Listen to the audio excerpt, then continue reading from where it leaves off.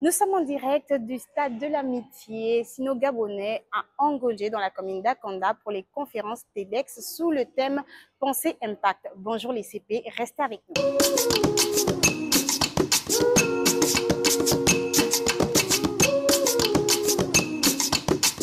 Ces personnes qui vont se succéder aujourd'hui sur scène afin de vous partager une idée à laquelle ils croient beaucoup. Cet événement, c'est un gros challenge, pas que pour nous, mais également pour vous. C'est aussi un appel pour vous dire, faites la même chose. Penser impact signifie que dans nos actes personnels et collectifs, nous devons penser à l'influence que cela aura sur le public par la suite.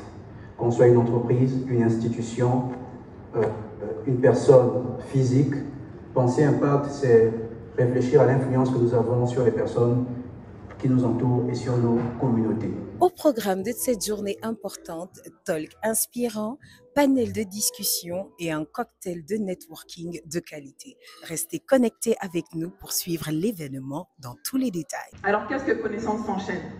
En résumé, c'est un programme de formation. Donc l'objectif, c'est la transmission du savoir, la transmission de la connaissance à un public bien particulier. Le public, ce sont les jeunes entre 18 et 25 ans qui sont en prison ou qui ont fait un passage en milieu carcéral. Je l'ai dit, il aura droit à un coaching, il aura droit à un psychologue pour l'accompagner parce qu'on sait que le passage en milieu carcéral, ça peut être troublant, ça peut être traumatisant.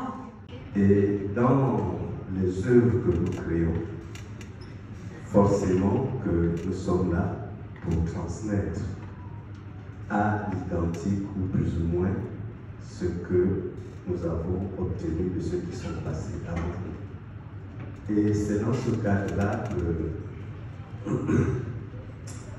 dans notre travail, porter l'héritage sans se perdre, c'est la bataille silencieuse de nos cultures, mais au fil de l'actualité, je préfère dire de nos identités.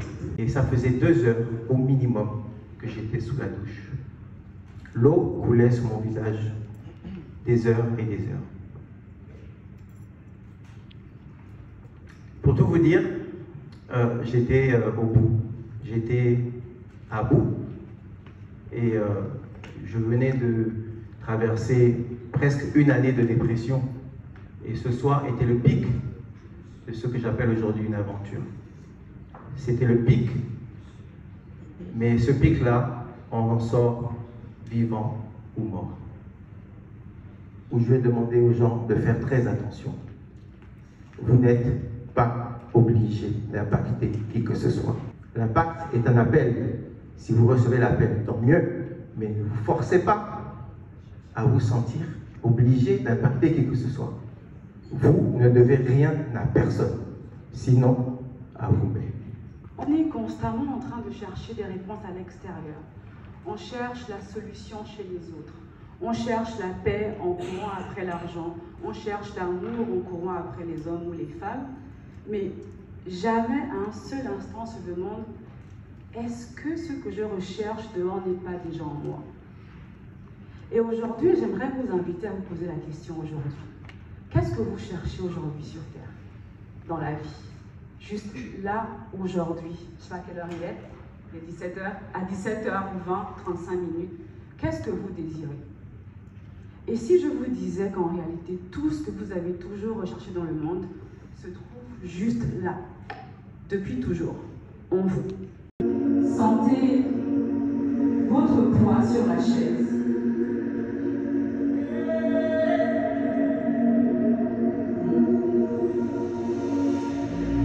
Ressentez ce qu'il y a au fond de vous. Ressentez peut-être l'autre près de vous, qui est assis, les yeux fermés. Et je vous demanderai...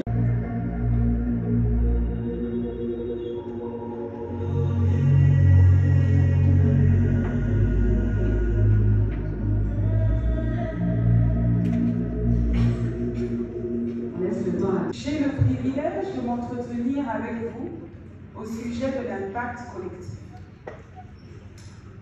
des définitions de l'impact collectif que j'apprécie, c'est le processus par lequel une communauté parvient à résoudre un problème ou à porter de la valeur. Je vous remercie.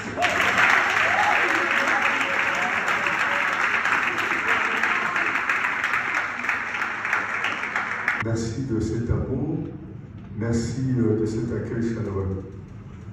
Alors, vous savez, j'ai parlé à aucun des intervenants sur leur intervention en réalité.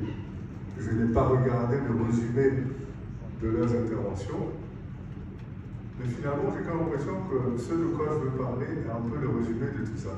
Et reconstruire une autre mentalité.